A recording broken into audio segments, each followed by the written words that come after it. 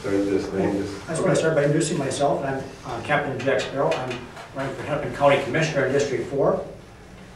And I'm Peter McLaughlin. I'm running for re-election as Hennepin County Commissioner in District 4. We've agreed to have just a little bit of a discussion here for about 15 minutes to talk about Hennepin County and why each of us think we might be better suited to help govern the county. And I want to start. We've got some. My campaign has had some criticisms of how Brian Shackleton got on the MCWD board. That's the Minnehaha Creek Watershed District Board. I'd like to ask Peter just give us some insight into how Mr. Shackleton got on that board. Okay, the county board appoints the members of the Minnehaha Creek Watershed Board, and Brian Shackleton was appointed unanimously in 2007 by the county board. He was not working for me at that time. He was reappointed in 2010 unanimously as well, and then he was reappointed again in 2013, and at that point he was working for me. But and so he's been unanimously appointed by the county board to serve on the watershed, which is a body that's been created by the legislature to protect the waters of our communities. Okay, that's one of the concerns that I have. It seems like the board's main priority should be to protect the water, to protect the environment, and yet it seems now it's involved in this real estate speculation deal where they bought this Lake Road property for, I understand it's about 15 acres for about 17 acres for about $15 million. And I wonder if that might put some pressure on your staff person to make decisions on that board. Again, it's supposed to be concerned with the environment, to maybe protect that real estate investment, and therefore maybe give some undue support to the Southwest Light Rail Transit, particularly disregarding the law when it comes to having an environmental impact statement before we go forward with SWLRT. Okay, so let's talk about first the decision to buy the Minnehaha Creek Watershed District to buy the cold storage site. That decision was made in 2011. It was less than 2 weeks after Mr. Shackleton began working for me. Prior to that, he had not been working for me. Earlier, he worked for me. But so the decision that was made, and all the virtually, I don't know what the nature of the negotiations were, but the deal was already negotiated. And so he did, in fact, vote for the purchase of the cold storage site within like a week or two of his coming back to work for me. Now, my view is this is about water quality, okay? And so my understanding is that the plans of the Minnehaha Creek Watershed District will reduce the pollutant loading of Lake Hiawatha in the 4th District. It'll reduce it by 20%. And I support that because I know that there are kids on my block, my daughter included, who can't go swimming in Lake Hiawatha at the end of August or the middle of August because it gets too loaded up. And so their plan, the Minnehaha Creek Watershed District's plan, their full plan would reduce the loading of Lake Hiawatha by 20%, reduce the pollutant. That's a good thing, and I think you ought to be for that. Is this an aggressive plan that they're undertaking by buying the property? Yes. Should we be aggressive in trying to clean up Lake Hiawatha? Yes. And I think we should. Anybody representing the 4th District should be for that. And what happens is what they're doing by buying the site, as I understand it, that they're going to be able to deal with not just the 17 acres of the site itself, which is all that a private owner would have to clean up. Their plan is to actually deal with like 246 acres that are now piped into runoff, that's piped into cold storage, and they're right now just kind of dumps right into the creek. And they'll actually be able to do another 15 acres or so beyond that. So they're going to clean up the runoff on 263 acres by doing this, their plan here. And that's an aggressive plan. I think that's a good thing, actually, to be aggressive about cleaning up the water. Well, I agree we should be aggressive about cleaning up the water. I wonder, though, if the person that's your staff person, I mean, I agree he wasn't, he says, and you maintain, I agree he was not your staff person when he was hired for this board. When he was appointed. When he was appointed. But now he is, your staff person. I wonder if we have the necessary independence of that board, if we have county commissioners, staff people on that board. Shouldn't we be giving it some independence so that it can be concerned about its main job, which is environmental quality, which is protecting the environment, rather than possible real estate speculation interests? Well, you call it real estate speculation. I call it an aggressive but prudent plan to clean up 263 acres of runoff that's harming Lake Hiawatha and the whole chain of lakes. So I think that's a good thing. Well, and so I think Minnehaha Creek Watershed District has done a good job. There have been calls for us in recent days to interfere with the work of the Watershed District, to second guess them on their personnel decisions and other procedures. And we have said, and Chair Opat has a letter, Dan Callison, my colleague, has a letter as well, and I agree with him. It's not our business to interfere in the workings of the watershed district. In fact, watershed districts were set up so that they would be independent of local governments that have development interests and other things. And that's exactly my point. How can a board be independent if it has, as one of its board members, someone that is your staff is dependent on you for his salary, for his position? So I say that we need to have true independence, which means we have to have people that are not direct employees of county commissioners on that board.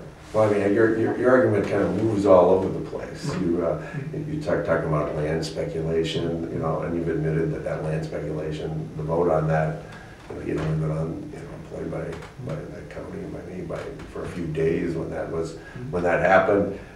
You're all for cleaning up the water, but you don't like this deal. I mean, I think I want a practical plan to clean it up. Other members of the board have said that they think this plan might be a disaster if Southwest Light Rail doesn't go through. It might be a financial disaster. I mean, this property was bought for in 2007. It was bought for $7 million, but the watershed, Minnehaha Creek Watershed District bought it for $15 million. So I just question the value of the real true value of the property, and I'm not the one. I'm not one that the other members of that board are questioning it. Okay, but the board makes the decision, and I'm not interested in interfering with that. And the fact that an employee of mine happens to have been appointed to that board that's been doing, I believe, an exemplary job.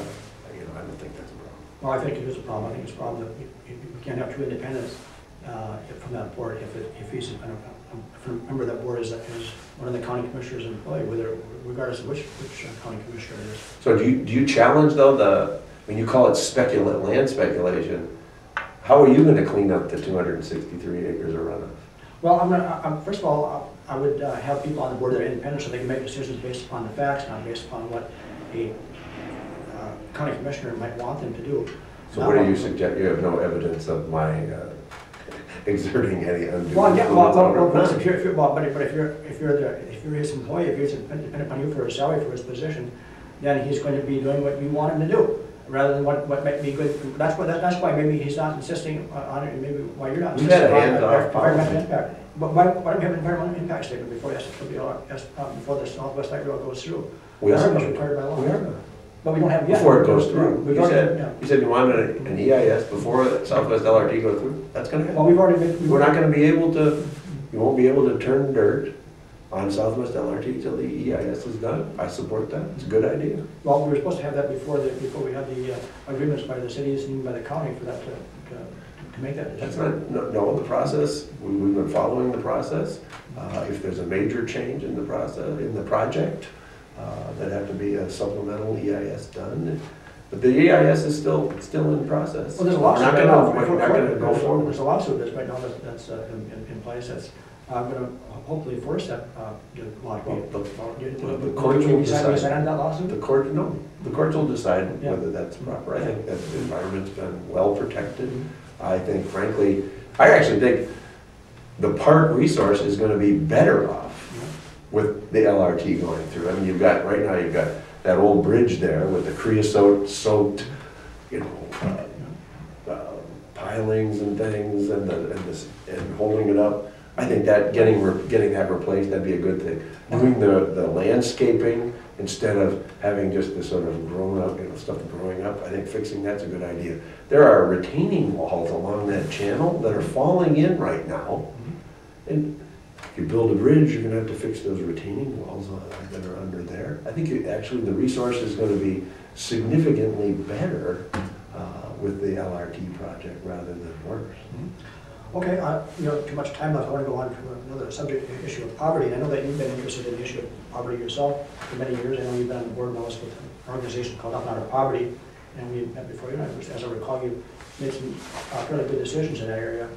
One of my proposals for eliminating poverty and homelessness in Hennepin County is to have cooperative housing and collective businesses for unemployed, underemployed, homeless, and underhoused Hennepin County residents. I agree with you on that. In fact, I was the chair of the board of Powderhorn Residence Group, they're now PRG. I was the chair of the board when that nonprofit housing development corporation did its first project in 1978. And it was a co-op, a limited equity co-op in an old school, the Whittier School over here at 26 in Blaisdell. It's still operating, 45 units of affordable housing, Section 8 affordable housing, mostly with multiple bedrooms, so it's good for families. So the co-op, I'm a big believer in the co-op structure, and you know, we've done these land trust arrangements now as well, which is a kind of a way for a nonprofit to own the land, and then the people own the house that's on the land, so that the price of the house can't go up. Can't be so it'll be preserved as affordable housing. I think that's smart, because if we don't provide some controls to keep affordable units that we've invested in, keep them affordable over the long haul, and we're talking, you know, 40, 50 years, that's important to do that. Yeah, so that's been my philosophy. I think you've done some good things in that area. I'm aware of your history with some of the co-op things. I wanted to ask you then, I've met with the mayor 3 different times now on this proposal. She seems to be interested in working with me on it. She's waiting for the director of the housing program, to get on board. But would you be willing to work with me and the mayor on that? Send me a proposal, you know, an outline of it. Yeah, okay. All right. Sure. I'd be happy to take a look at it. Right. Well, I have put some of that stuff online on e-democracy, some other my ideas and some criticism of you on e-democracy. I'd like to invite you again to go on e-democracy and respond to some of these things. Wouldn't take much time, just give us your ideas. We'll see where we go on that. We appreciate that. What's going to happen? I'm going to be at the demonstration on Sunday against the nickname of the Washington D.C. football team. I hope you'll be. I'm sure you'll be there too. Well, I think we change the name of the Vikings, because the Vikings were the first people to exploit the Native Americans in this country. They took slaves from Native Americans as slaves, and so they were the first ones. So the Vikings is the name that really should be regarded as exploitative, and that's what even more important than the Redskins. As a matter of fact, most Native Americans don't think that the name Redskins is pejorative term. It's used as a term of honor and respect.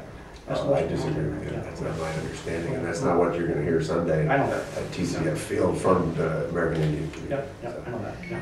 All right. All right. Good enough. Well, thank you. This has been fun. Yeah. Thank you for doing this. I think it's a great step forward. So. Great. Well, thank you. Yep. Good luck on Tuesday. Yeah.